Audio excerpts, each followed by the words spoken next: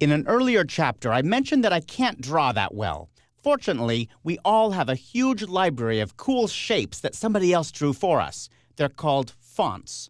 InDesign lets you convert any text from any font into editable paths. In fact, there are two ways to convert text to outlines, converting a whole frame or converting just some selected text. I'm going to zoom in on this word art here, and we're going to see what happens when we convert it to text. First, I'll double-click on this with a selection tool to switch to the Type tool so I can select just the letter R. Then I'll go to the Type menu and choose Create Outlines. When you do that, you see that the text changes a little bit. The space between the R and the T got larger. That's because back when this R was actual text, it could kern properly with the T. It would adjust the space between the R and the T. That was built into the font itself. Now that this R has been converted to outlines, it doesn't know anything about kerning. It can't kern, in fact. So the spacing changes. We can see that this is actually an outline by selecting the Direct Selection tool and then clicking on the R. See all the Bezier points on there? Now, it's actually relatively rare that you'd want to convert a single letter or a single word into an outlines within a text frame, but there are times when you'd want to do it. For example, let's say I want to apply a particular transparency effect just to that letter. I'll go up to the Effects menu and I'll choose Bevel and Emboss. And you can see that now I've applied a bevel and emboss just to that one character. The outline text acts like its own object inside this text frame, so you can apply an effect to it without changing the rest of the text in the frame. Let's see the other way of converting text to outlines. I'm going to undo this just by pressing Command-Z or Control-Z a few times to go back to the way it was, and now I'm going to select the entire frame with a selection tool.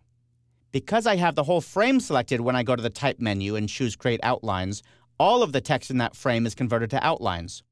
I'll switch to the Direct Selection tool and you can see all three characters are converted to outlines. And the spacing didn't change. It stays exactly the same as it was. People have different reasons for converting text to outlines. For example, sometimes you want to change the shape of text.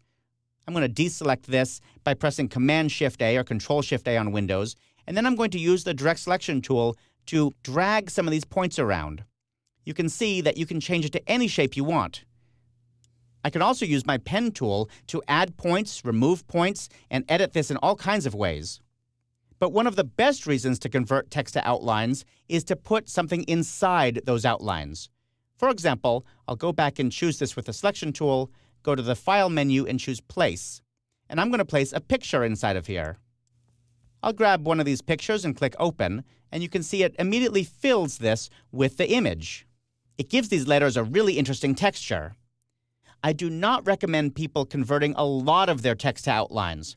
For example, if your printer tells you that you should convert everything in your document to outlines, I suggest really grilling them on why.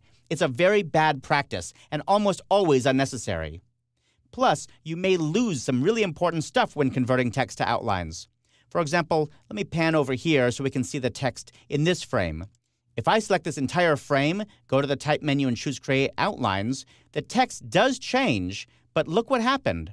Now all that text changed to outlines, but I lost a lot in the process. The background fill, of course, disappeared, but even worse, the line that was above this URL disappeared as well. That line was created with the Rule Above feature, which is a feature I'll talk about in a later chapter. But because it was part of the text, and because those rule aboves disappear when you convert to outlines, I've completely messed up my design. You really have to be careful when creating outlines, but for the occasional letter or word, maybe some text that you want to apply some kind of special effect to, Create Outlines is great for that kind of thing.